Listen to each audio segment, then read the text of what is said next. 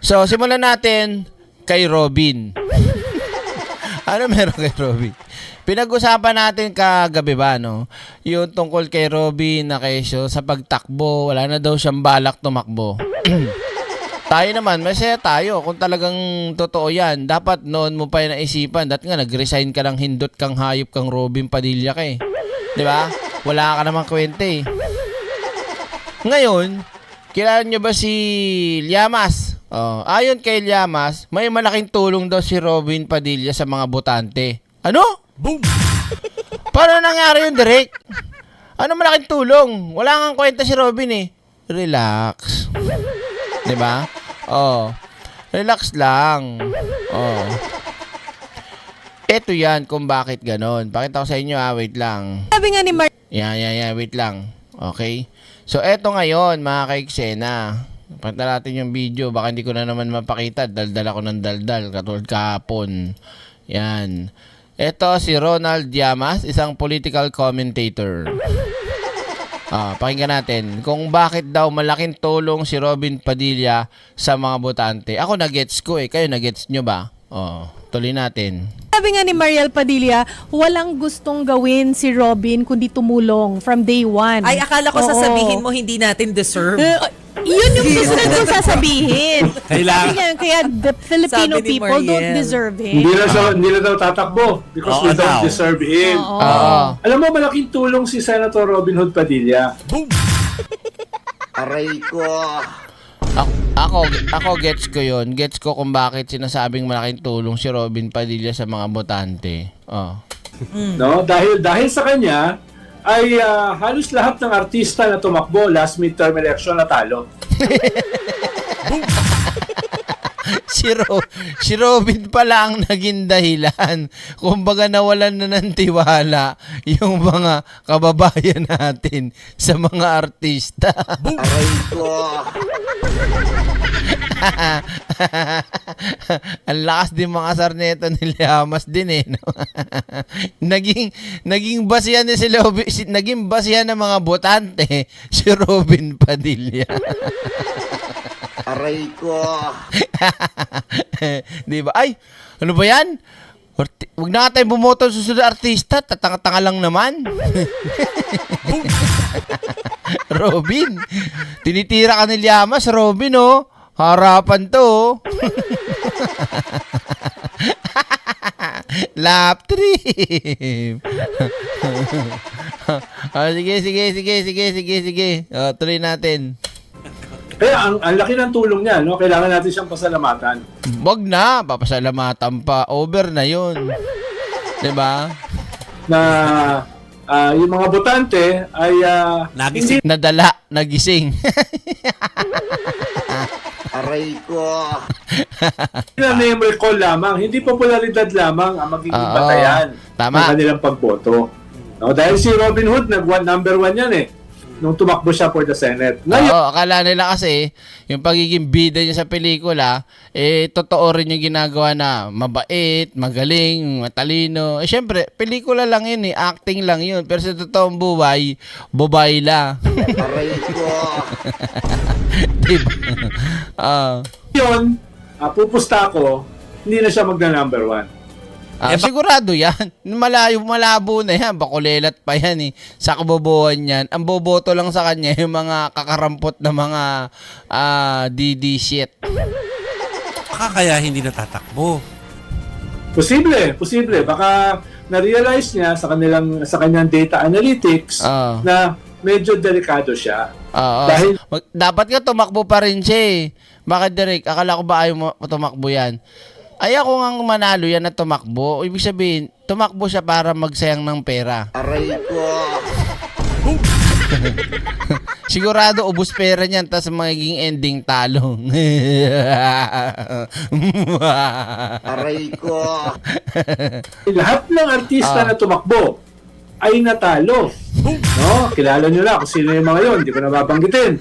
Dahil Biruin nyo kasi yung best friend niya, di ba? Yung best friend ni Robin, di ba? Mr. Epektibo, Mr. Epektibo, Kuya Epe, sa Senado. Aray ko. Natalo, bakit? Wala ang gagawin nyo kasi mga bobayla naman eh. Ko sagutan pa lang tablado na eh, di ba?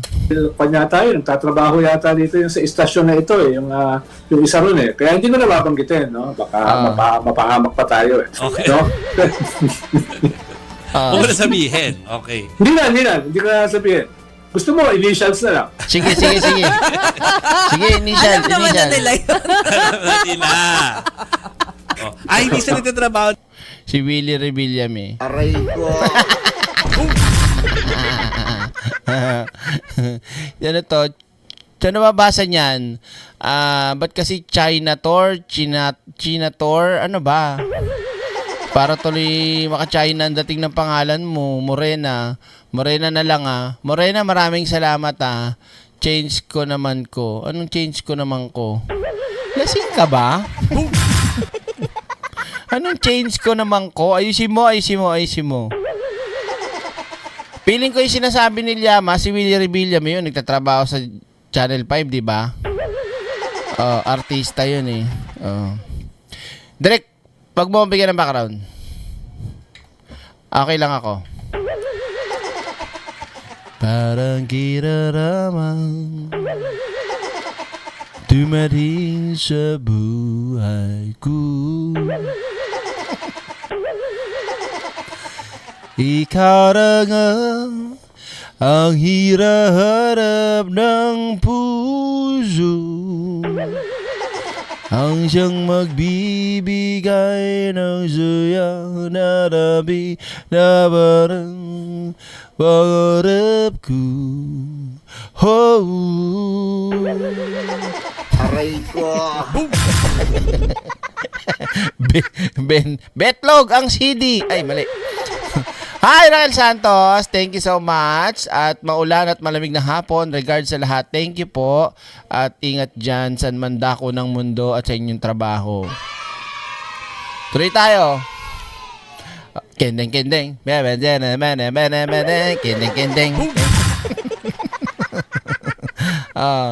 Direk, babati naman lola ko.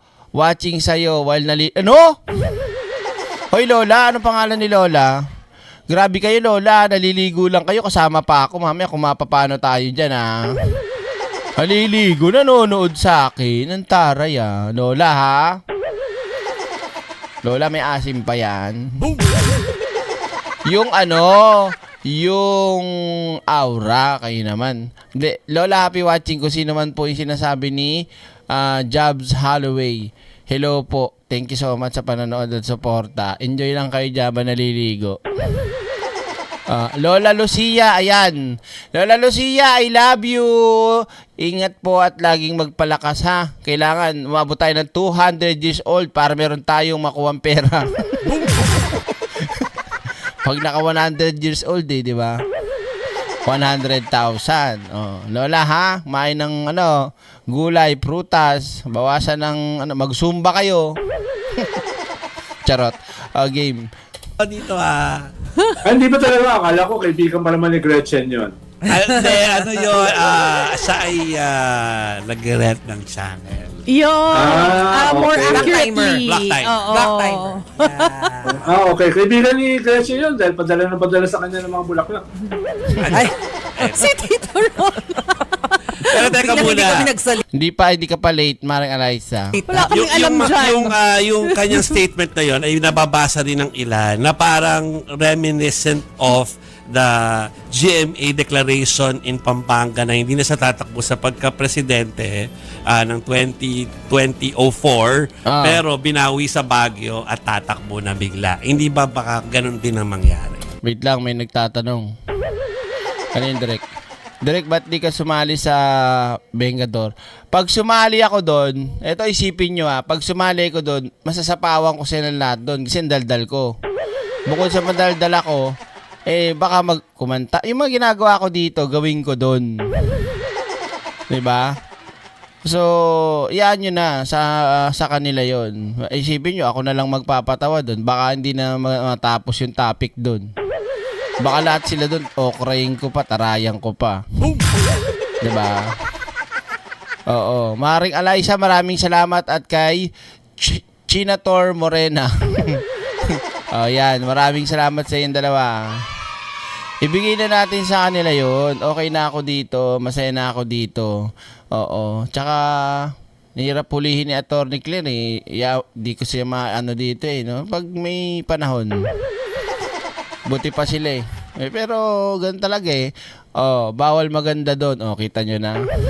Kasi pag ako sumali sa Vengador, yung maraming di wala na, finish na. Ako na lang ang papansinin doon. Haba ng hair, direct ha. Di ba? Ito, at GP 3.0. Ayan, subscribe, support nyo. Hindi pa nakaka-subscribe dyan ha. Huwag kalimutan. Now na. Tuloy tayo. Meron pa tayo kay Robin Padilla ang kasunod. Bago tayo pumunta kay Chabit, one time, big time rally daw nila. 10,000! Betong! Nagulat ka na eh. Charot lang. Ay, hindi. Iba si Senator Robin Hood sa Padilla. May isang salita yan eh. Kaya pag sinabi niya na hindi na siya tatakbo, hindi na talaga siya tatakbo. Mahabang nga pa yun pag dinilay. Yeah. Parang ako, magdinilay ako, bakit ako masyadong pro-China? Oo nga no, baka maging Vengadora o kaya Vengador with Direct Freddy Valera. Grabe talaga. May weekend ka naman, Tito Ronald. Mahaba-habang panahon yan. Para pag dinilay-nilay. Medyo, susubukan kong kausapin yung aking mga halaman dahil pag nagdinilay ako, kausap ko mga halaman eh. Dahil minsan kasi sumasagot sila eh. Talaga? Minsan sumasagot sila. Subukan nyo.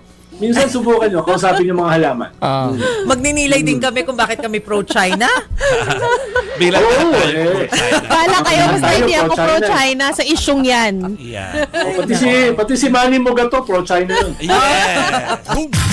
Ngayon. So, yan ang sabi ni Huwag ka doon, Drake, makinig ka sa lola mo. Lahat ng vloggers. Opo. Ito to.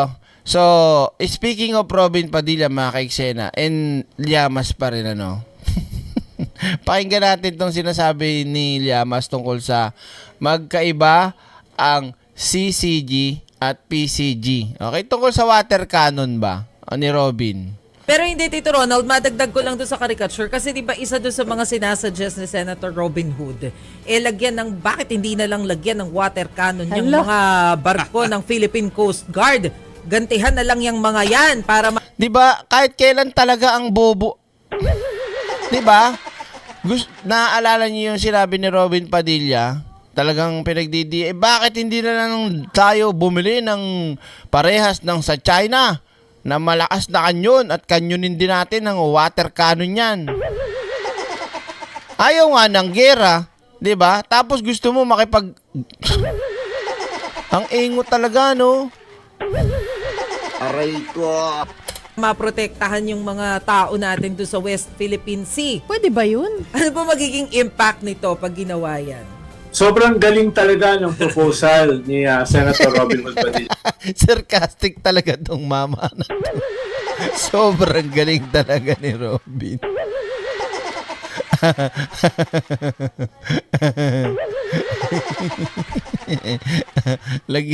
lagyan ng water cannon daw din. Bumili tayo ng ganun, malakas pa. Sabi ni Robin, talaga to si Llamas talaga, oh. Patawa din eh. Tao natin doon sa West Philippine Sea. Pwede ba yun? Ano po magiging impact nito pag ginawa yan? Sobrang galing talaga ng proposal ni Senator Robin Hood Padilla. I'm so impressed. Sabi kasi niya, parehas naman niyang parehas namang white ships. Ibig sabihin, parehas yan civilian, parehas yan na Coast Guard, kaya pwede tayong magbatuhan o maglabanan sa water cannon. Boom! Ang tanga talaga, no? Akala niya yata yung ginagawa. Ano ba to? Naglalaro lang ng water gun? Naglalaro kayo ng basaan, Robin? Hello? Yung water cannon, kayang punitin yung mukha mo. Diyos ko naman. Ewan ko talaga to. Diyos ko, no? Engot, di ba? Boom!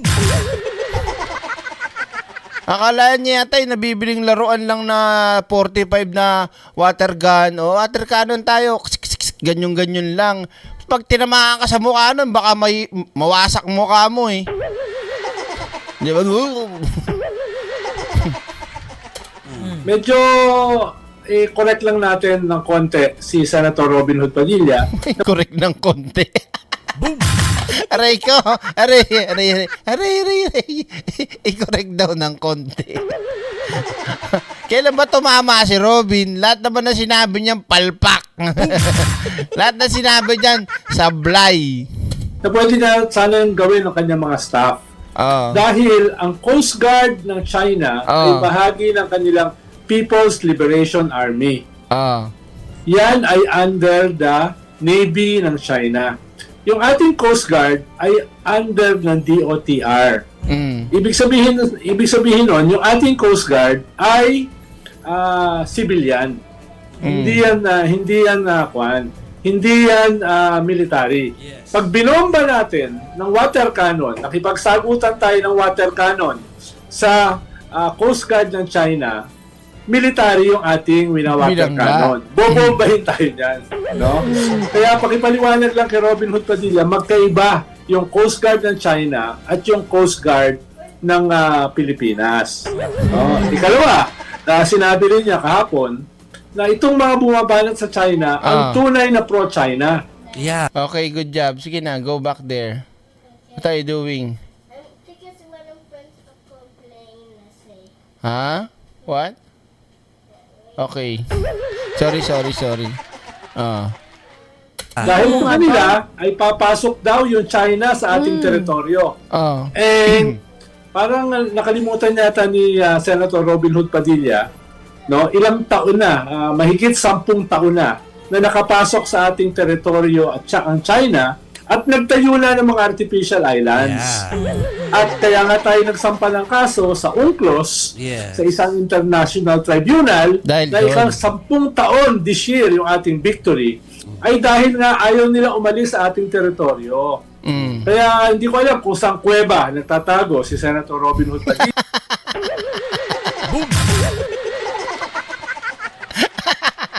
Lap trip talaga to eh. No?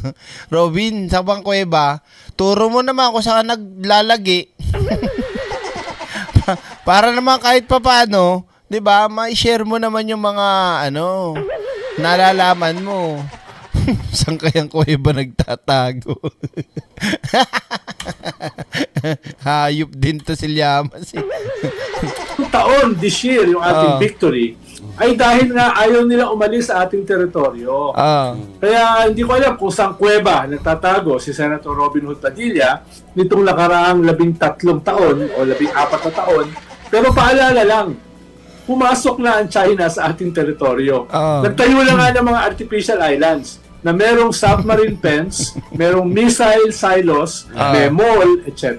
At a few months back, ang sabi ng China, pati daw ang Palawan ay bahagi ng kanilang teritoryo. Eh, paalala lang na dun sa correction lang ng kaunti. Kaunti lang naman. Sorry, Tiki. So sa logic ni Senator Robin Padilla, lumalabas sa lohika ng kanyang statement, pro-China ka, Ronald Llamas, kasi bumabanat ka sa kanila. Boom! Medyo. Oo, medyo. Napaisip na ako kailangan ko magnilay. Lalo na, parating na ang Holy Week. Kailangan ko magnilay bakit ako pro-China. Ito rin News 5 din, sinasakyan din si Llamas eh. 'Di ba kung nagets mo sila, alam mo kung sino yung sinasabihan eh. 'Di ba? Magaling din eh. Okay. No, dahil kailangan ko pagnilayang maigi yan. No? Suggest Salamat lang naman kay yan. Senator Robin Hood Padilla. Yan. Balakpakan natin si Robin. Ang galing talaga. Wala akong masabi. Sobrang nakaka-amaze. Yan. Meron bang hindi pa nakakapag-like dyan? Baka merong hindi pa nakakapag-like dyan, mag-like na kayo. Dahil nasa may usapin pa naman tayo ng China o West Philippine Sea, Naka-live pa rin naman yung rally ngayon. Wait lang. Rally, ay hindi pala, motorcade. Motorcade ng mga loko-loko. Tuloy natin dito mga ka-eksena. Kanino? Dito ha. Wait lang. Ayan. Nako. So, meron kasing ugong-ugong at mangyayari na tatanggalin si Amy Marcos bilang committee o chairman ng committee ng Foreign Relations. Boom! Yan. At sabi nga, Amy out, Erwin in. Boom! Yan. O ngayon, tanong, kung papipiliin kayo mga ka-eksena, sino ang gusto nyo na maging chairman ng Committee on Foreign Relationship o Relations lang, sorry. Si Erwin o si Amy? Pili kayo. Dali, pili kayo.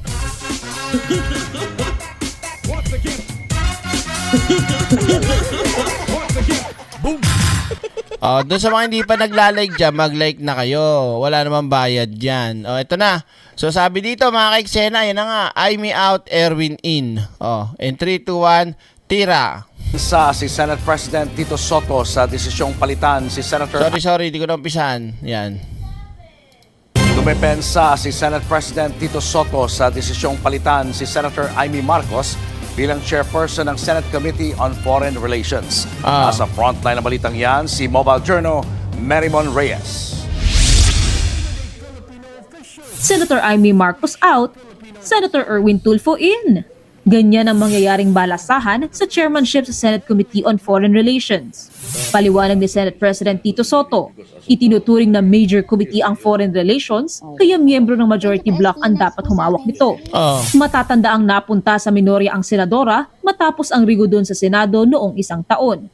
Paglilinaw ni Soto, walang kinalaman ang desisyon sa hindi pagpirma ni Senator Amy sa ipinasang resolusyon ng Senado. Laban ito sa pambabatikos ng ilang opisyal ng Chinese Embassy sa ilang government officials.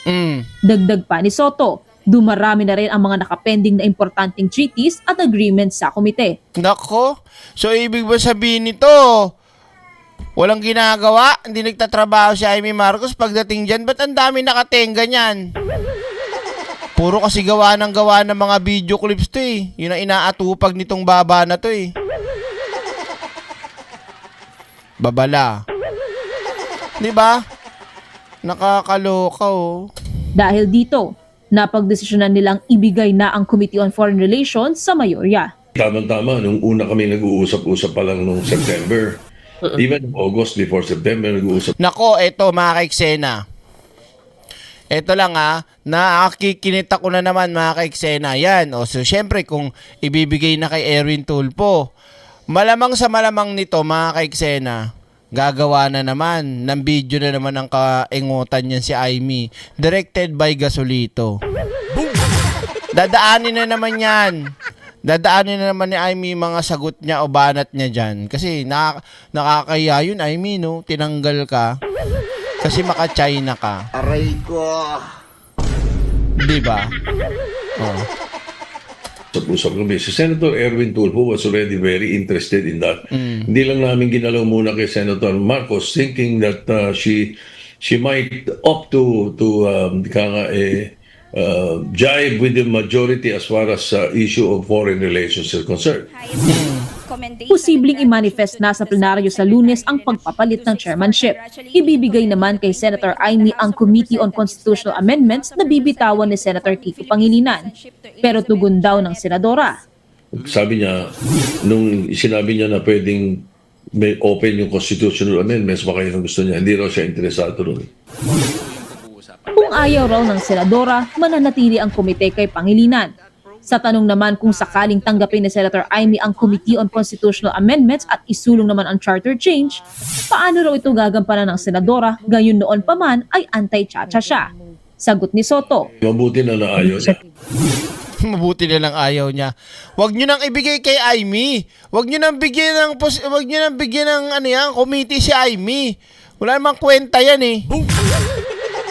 Tsaka kahit magkaroon ng committee yan, lahat ng gagawin yan, pabor lang para kay Sara. Hindi naman senador yan para sa taong bayan. Senador yan ng mga Duterte. Hindot na yan si Amy. Huwag nyo na nga huwag nyo na isali. Huwag nyo nang iano yan. Kung ako lang masusunod yan, sipain ko pa yan eh. Aray ko. Di ba gani? Oh.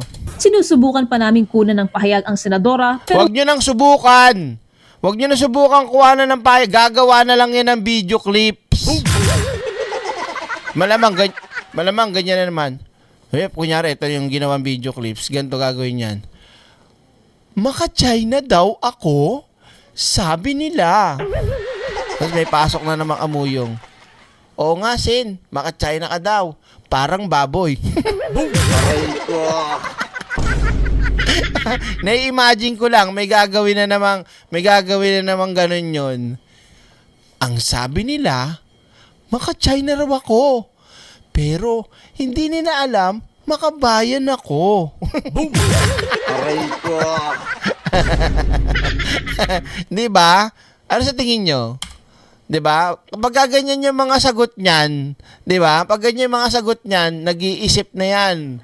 Oo, yung hindi, ayaw mo nang magbigay ng komento, tapos magugulat ka na lang, may upload na yan sa Facebook page niya. Mabuti na naayos. Oo. sinusubukan pa namin kunan ng pahayag ang senadora pero wala pa siyang tugon. Oo. Nagbabalita mula sa frontline. Mobile Journal, Merrimon Reyes. Hindi na kasi yan sasagot. Dahil ang gagawin na lang yan, yun na, magagawa na lang ng pautot yan.